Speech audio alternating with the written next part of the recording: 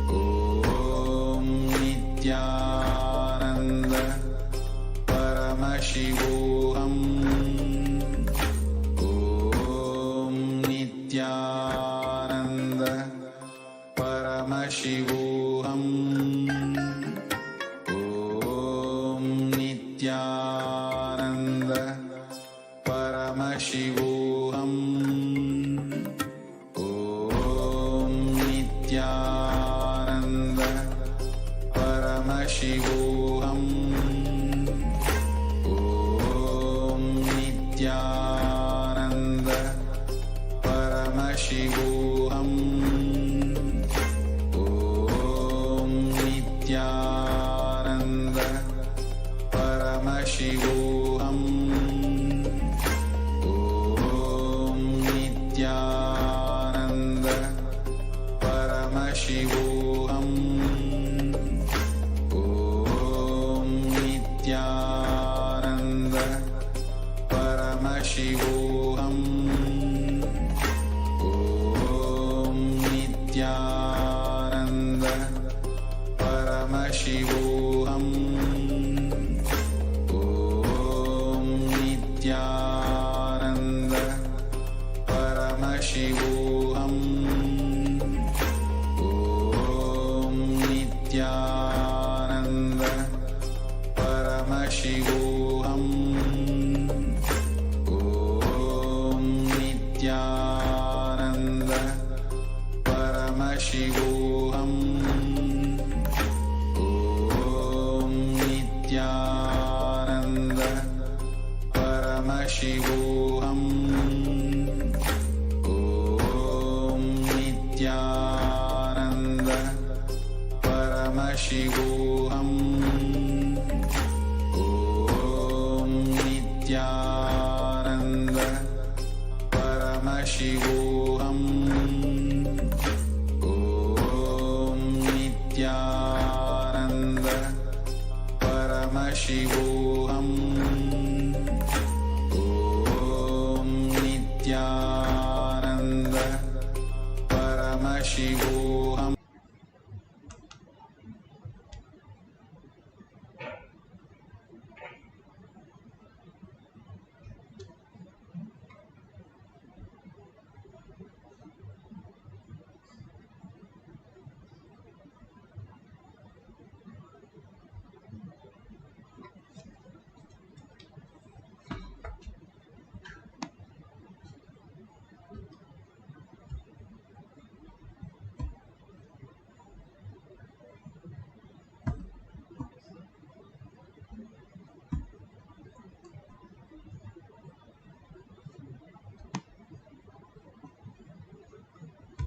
Nithyanandam, Jnanapatiki Manual, under the guidance of Supreme Pontiff of Hinduism, Jagadguru Mahasanidhanam, His Divine Holiness, Bhagavan Nithyananda Paramashivam. Let's start with the Sadguru Vandanam.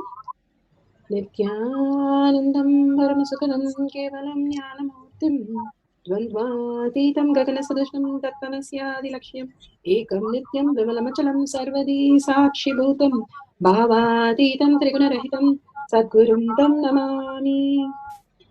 Let's go through the disclaimers. Security measures. No photography, video, audio recording. Important cautions.